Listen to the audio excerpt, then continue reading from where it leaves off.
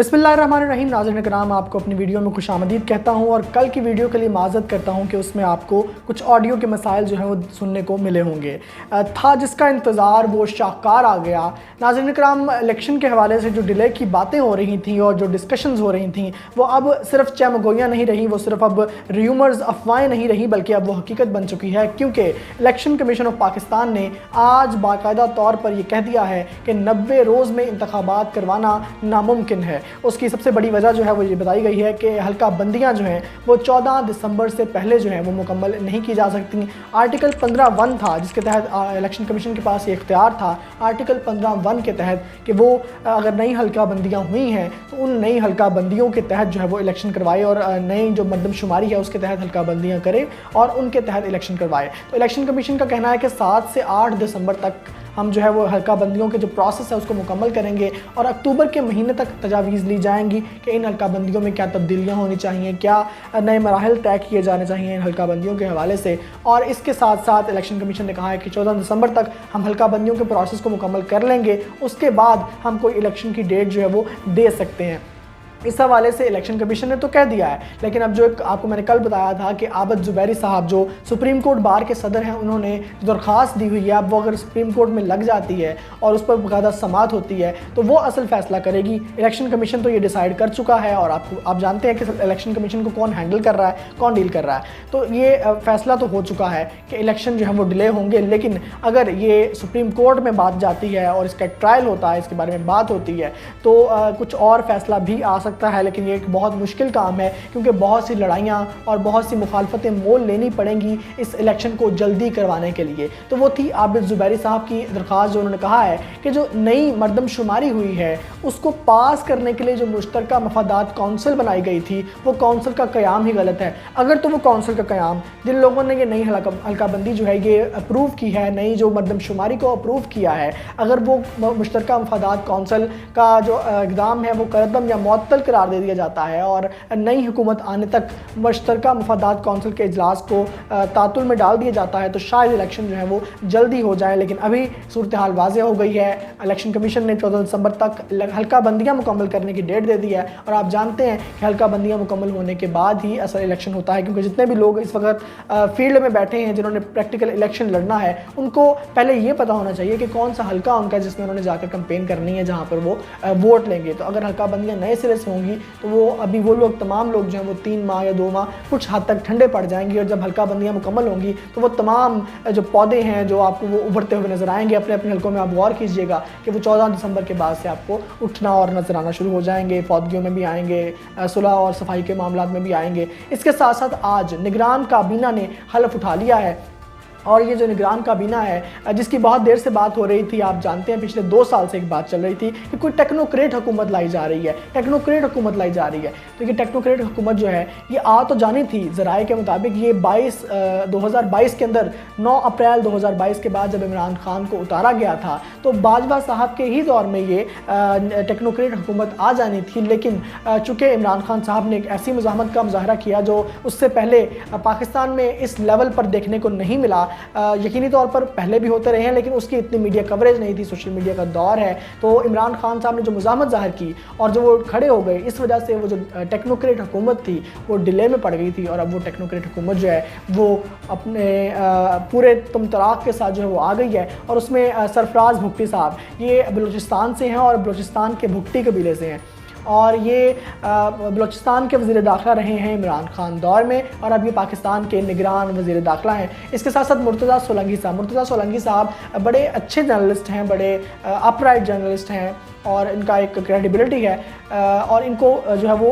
इत्तलात के महकमे में वजारत इत्तलात में लगा दिया गया है। शमशाद अख्तर साहिबा, हम लोग तो ये समझते रहे कि शमशाद अख्तर साहब हैं, लेकिन ये साहिबा हैं और अक्सर हमारे जो पुराने नोट हैं उन पर इनका नाम आता है। ये पाकिस्तान की पहली और मेरा ख्याल है कि वाहिद खातून हैं जो स्टेट बैंक की गवर्नर रही हैं। तो ये मुशर्रफ दौर में मुशर्रफ साहब ने इनको तैनात किया था और अब ये शमशाद अख्तर साहिबा जो हैं इनको वजारत ख़जाना का कलमदान जो है वो सौंप दिया गया है। सैयदा आरफा ज़हरा एक बड़ी ادبی شخصیت ہیں. فارمنائٹس جو ہیں, جو فارمن کرسچن کالج لاہور میں, FC کالج لاہور میں پڑھنے والے ہیں, وہ ان کو یقیناً جانتے ہوں گے. جو لوگ ادب سے تعلق رکھتے ہیں یا اردو ادب سننا پسند کرتے ہیں, پڑھنا پسند کرتے ہیں, تو وہ بھی سیدہ عارفہ زہرا کے نام سے واقف ہوں گے. انہیں مشیر تعلیم لگایا گیا ہے, جو کہ ایک اچھی ڈیولپمنٹ ہے. اس کے ساتھ ساتھ احد چیمہ صاحب. احد چیمہ صاحب کون ہے؟ ذرا اپنی میموری کو گھمائیں. میں آپ کی میموری کو ریمائنڈ کروانا چاہتا ہوں کہ احد چیمہ صاحب وہی جو ہے وہ چیف سیکرٹری ہیں, چیف سیکرٹری پنجاب ہیں, جو شہباز شریف کے انڈر کام کر رہے تھے. اور 2017 میں جب شہباز شریف اور نواز شریف وزیر اعطاب آئے تھے تو احد چیمہ صاحب بھی جو ہیں وہ بھی زیر اعطاب آ گئے تھے. انہیں بھی جیل ہوئی تھی, ان کے خلاف کرپشن کیسز تھے, نیب کیسز تھے. ایک احد چیمہ صاحب تھے اور دوسرے فواز حسن فواز صاحب, جو نواز شریف کے پرنسپل سیکرٹری تھے. نواز شریف کے پرنسپل سیکرٹری اور چیف سیکرٹری پنجاب شہباز شریف کے چیف سیکرٹری احد چیمہ جو تھے, یہ اس وقت سزائیں اور اس وقت جو ہے وہ کیسز بھگت رہے تھے. لیکن آج احد چیمہ صاحب جو ہیں وہ پاکستان کی نئی نگران جو ہے کابینہ, اس میں انہیں مشیر برائے اسٹیبلشمنٹ کا عہدہ جو ہے وہ دے دیا گیا ہے. اب مشیر برائے اسٹیبلشمنٹ کیا ہے؟ کیا اسٹیبلشمنٹ سے رابطے کرنے ہیں؟ نہیں بھیا, یہ جو مشیر برائے اسٹیبلشمنٹ ہوتا ہے یہ بیسیکلی جو اقدامات ہوتے ہیں, جو آپ سمجھ لیں کہ پاک سیکریٹریٹ کے اندر جو معاملات ہوں گے, کون سی فائل کہاں جائے گی, کون سی فائل کو کہاں لے کر جانا ہے, کس سے دستخط کروانے ہیں, اور اس طرح کی چیزوں کو یہ ہینڈل کریں گے. کیونکہ خود بیوروکریٹ رہے ہیں تو بیوروکریسی کا قلمدان ان کو دے دیا گیا ہے. تو احد چیمہ صاحب کو بھی ہم مبارکباد پیش کرتے ہیں کہ 5-6 سال کے بعد اتنی ذلت اور اتنی ہزیمت کا سامنا کرنے کے بعد وہ دوبارہ سے پاکستان کی مقتدر حلقوں کو قابل قبول ہو گئے ہوئے ہیں, اور وہ اس وقت جو ہے وہ پاکستان میں مشیر برائے اسٹیبلشمنٹ, نگران مشیر برائے اسٹیبلشمنٹ لگا دیے گئے ہیں. اس کے ساتھ ساتھ عمران خان کے حوالے سے اگر بات کریں تو خان صاحب کا جو سائفر کا معاملہ ہے وہ سنگینی پکڑتا جا رہا ہے, اور آج جو ہے وہ ایک خصوصی پروسیکیوشن ٹیم جو ہے وہ بنانے کا اعلان کیا گیا ہے. یہ پروسیکیوشن ٹیم جو ہے خصوصی طور پر عمران خان کے کیس کی جو ہے وہ ذوالفقار نقوی کو ہیڈ کر رہے ہیں, اور عمران خان سے پوچھ گچھ کی جائے گی, پروسیکیوشن کی جائے گی, اور پتہ لگایا جائے گا کہ وہ سائفر تھا, اس کا کیا بنا, اور ایک کاک اینڈ بل سٹوری جو ہے وہ ایک چوہے اور بلی کی کہانی جو ہے وہ بنائی جائے گی, اور اس میں اس طرح سے اس کیس کو پیش کیا جائے گا, بالکل اسی طرح سے جس طرح واجد ضیاء صاحب نے پیش کیا تھا نواز شریف صاحب کے کیس کو. تو ابھی آپ یہ ذہن میں رکھیے گا کہ عمران خان کے خلاف جو سائفر معاملہ ہے وہ شدت پکڑ رہا ہے. لیکن اس کے ساتھ ساتھ عمران خان نے آج درخواست دی ہے سپریم کورٹ میں کہ ان کے جو 180 مقدمات ہیں جو ان کے بقول بیجا اور ناجائز مقدمات ہیں, اگر انہیں توشیخانہ کیس میں رہائی مل جاتی ہے تو انہیں دوسرے کسی کیس میں بھی جو ہے وہ گرفتار نہ کیا جائے. عمران خان صاحب نے درخواست کی ہے. اب دیکھیے کہ اس کا کیا نتیجہ نکلتا ہے. لیکن چونکہ آپ جانتے ہیں کہ چیف جسٹس آف پاکستان کی جانب سے عمران خان کو وارہا ریلیف دیا جاتا ہے, اور اب بھی ایسی صورتحال ہم امید کر سکتے ہیں. اس کے ساتھ ساتھ چیف جسٹس آف پاکستان, آپ جانتے ہیں کہ پاکستان کے الیکشنز کے حوالے سے بڑے کنسرن تھے, اور شروع سے کنسرن تھے. جب پنجاب اور KPK کے الیکشن کی انہوں نے 14 مئی ڈیٹ بھی دی تھی, اور وہ ڈیٹ کو کس طرح تہوتیق کیا گیا آپ سب جانتے ہیں. اور اس وقت عمران خان کو گرفتار کرنے کے 2 فوائد ہوئے. ایک تو عمران خان کی پارٹی کو سبوتاژ کیا گیا, اور دوسرا یہ کہ وہ 14 مئی کا جو امپیکٹ تھا اس کو ختم کر دیا گیا. تو جو اب chief justice of Pakistan Umar Ata Bandial صاحب ہیں, جسٹس عمر عطا بندیال, انہوں نے آج ملاقات کی ہے چیف الیکشن کمشنر سکندر سلطان راجہ سے, اور ان سے 2 گھنٹے طویل ملاقات ہوئی ہے. یہ بڑی اہم ڈیولپمنٹ ہے کہ 2 گھنٹے وہ ان سے ملے ہیں اور ان سے پوچھا ہے کہ آپ الیکشن کب کروانے جا رہے ہیں. ذرائع کے مطابق یہ ہے کہ چیف الیکشن کمشنر نے اپنی مجبوریوں اور اپنی مشکلات کا ان کو بتایا ہے, اور چیف جسٹس آف پاکستان عین ممکن ہے کہ آنے والے دنوں میں دوبارہ سے ایک سیریز آف جو ہے میٹنگز ہوگی جو چیف الیکشن کمشنر کے ساتھ ہوں گی,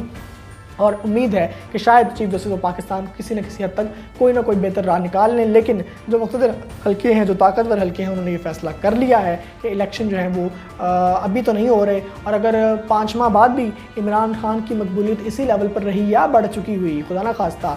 تو الیکشن کو مزید ڈیلے کیا جا سکتا ہے. اور کیا یہ 11 سال کے لیے ڈیلے ہوں گے, اس کے بارے میں بھی کچھ نہیں کہا جا سکتا, کیونکہ پاکستان کی تاریخ میں ایک دفعہ ایسا بھی ہوا تھا کہ کوئی شخص جو ہے وہ الیکشن 3 ماہ کے لیے وقت لے کر الیکشن کروانے کے لیے آیا تھا, اور 11 سال پاکستان کے اقتدار پر ناجائز قابض رہا تھا. تو اب یہ جو نگران کابینہ ہے, جو ٹیکنوکریٹ حکومت ہے جس کی بات بڑے عرصے سے ہو رہی تھی, اب یہ ٹیکنوکریٹ حکومت پاکستان کو لے کر چلے گی. امید کرتے ہیں یہ ٹیکنوکریٹ حکومت جو ہے, اگر یہ واقعی ٹیکنوکریٹس ہیں, اپنے اپنے ٹیکنیشین ہیں, اپنے اپنے شعبے کے ماہرین ہیں, تو ان سے امید کی جانی چاہیے کہ کچھ بہتر اقدامات کر سکیں. لیکن اگر یہ بھی وہ 11 سال پر محیط اقتدار جو ہے وہ کر دیں گے, خدا نہ خواستہ یا اگر یہ جو 3-4 ماہ 5 ماہ کا ٹائم دیا جا رہا ہے اس سے بھی ڈیلے کریں گے تو یہ بڑی عجیب سی صورتحال بن جائے گی، اور عین ممکن ہے کہ یہ ٹیکنوکریٹ حکومت بعد ازاں جو ہے وہ جنیجو حکومت کا روپ دھار لے، اور اس میں کچھ بھی ہو سکتا ہے۔ اس کے ساتھ ساتھ جو کیا کہا جا سکتا ہے کہ نون لیگ ہے، وہ نون لیگ کو ووٹنگ جو ہے، نون لیگ بہت کوشش کر رہی ہے۔ آپ جانتے ہیں کہ میاں نواز شریف صاحب واپس آ رہے ہیں، لیکن میاں نواز شریف اور نون لیگ کی جو دال ہے وہ کسی طور بھی گل نہیں پا رہی، اور اس کی ایک بڑی مثال یہ ہے کہ جو بلوچستان سے نون لیگ کے نائب صدر تھے، انہوں نے سابق نائب صدر انہوں نے آئی پی پی کو جوائن کرنے کا فیصلہ کر لیا ہے۔ آئی پی پی ایکٹیویٹ ہو رہی ہے، جنہوں نے بنائی ہے اس کو کامیاب کریں گے، کم از کم اس الیکشن کے لیے کامیاب تو کریں گے۔ آئی پی پی آپ دیکھیے گا کہ پاکستان کی تاریخ کی اگلی کاف لیگ بنتی جا رہی ہے اور بن جائے گی، اور آپ دیکھیں گے کہ بہت سے چہرے یہاں جو ہے بھی نظر آئیں گے آپ کو۔ تو میرا خیال ہے کہ اگلے کم از کم بھی 5 سے 7 سال کا پلان ہے جس کے تحت آئی پی پی کو لانچ کیا گیا تھا، اور اب وہ مقاصد جو ہیں وہ آئی پی پی سے حاصل کیے جانے شروع ہو چکے ہیں۔ اسی لحاظ سے میڈیا کو بھی ایکٹیویٹ کیا جا رہا تھا، بہت سے چینل جو ہیں وہ خریدے اور بیچے جا رہے تھے، جس میں سما اور بول نیوز سر فہرست ہیں۔ اس کا مقصد بھی یہی تھا کہ آئی پی پی کو اسٹرینتھن کیا جائے۔ تو آئی پی پی جو ہے وہ اس کو اسٹرینتھن کرنے اور 4 سے 5 سال کا جو یہ ماسٹر پلان ہے جس کا ذکر آپ سے کر رہے تھے ہم، تو اس پر امپلیمنٹ جو ہے وہ سٹارٹ ہو چکا ہے۔ ایک اور بڑی اہم ڈیولپمنٹ ہے جس کے بارے میں آپ سے ذکر کرنا بہت ضروری تھا، اور میں سوچ رہا تھا کہ اس حوالے سے کیا بات کروں آپ سے بارہا، لیکن یہ ہے کہ جڑاں سانحہ، اس پر ایک سیپریٹ ویڈیو بنے گی اور سیپریٹ بات کریں گے، اور بڑی افسوسناک صورتحال ہے جو بھی وہاں پر ہوا، مطلب کاز سے لے کر ایفیکٹ تک، وجہ سے لے کر اثرات تک اور نتائج تک سب کچھ برا تھا، لیکن اس کے بارے میں مزید بات کرنے کے لیے سیپریٹ ویڈیو بنائیں گے۔ لیکن فی الوقت یہی ہے کہ ہم اس پر افسوس کا اظہار کر سکتے ہیں، اور جن کے ساتھ ناانصافی ہوئی ہے اور جن کے ساتھ ناجائز اقدامات ہوئے ہیں ان کی جو ہے وہ ان کے دکھ میں برابر کے شریک ہو سکتے ہیں۔ اس کے ساتھ ساتھ آرمی چیف صاحب، ہماری آرمی جو ہے وہ بڑی محنتی ہے ماشاءاللہ سے، بارڈروں پر مصروف ہے، دیگر فائر فائٹنگ میں مصروف ہے، اپنے خلاف پروپیگنڈا جو ہے اس کو 5th جنریشن وار کو ہینڈل کرنے میں مصروف ہے، لیکن اس کے ساتھ ہی ساتھ آرمی چیف نے یہ بیان دیا کہ جڑاں کے جو ملزمان ہیں اور جو مجرمین ہیں ان کو سزا جو ہے وہ کڑی سزا جو ہے وہ ہونی چاہیے۔ تو آرمی چیف جو ہے وہ اسپیشل انٹرسٹ لے رہے ہیں سول معاملات میں، اللہ تعالیٰ ان کی زندگی کو دراز کرے، اور اسی طرح وہ اگر انٹرسٹ لیتے رہیں گے تو پاکستان انشاءاللہ ایک روز ترقی کی عظیم راہوں پر گامزن ہو جائے گا۔ میں امید کرتا ہوں کہ آج کی ویڈیو آپ کو پسند آئی ہوگی، کچھ نئی انفارمیشن تھی آپ کے لیے بھی، اور ایک نیا اینگل تھا جو شاید آپ نہیں سوچ رہے تھے۔ ہماری اس ویڈیو کو لائک کیجئے، شیئر کیجئے، سبسکرائب کیجئے۔ پاکستان زندہ باد۔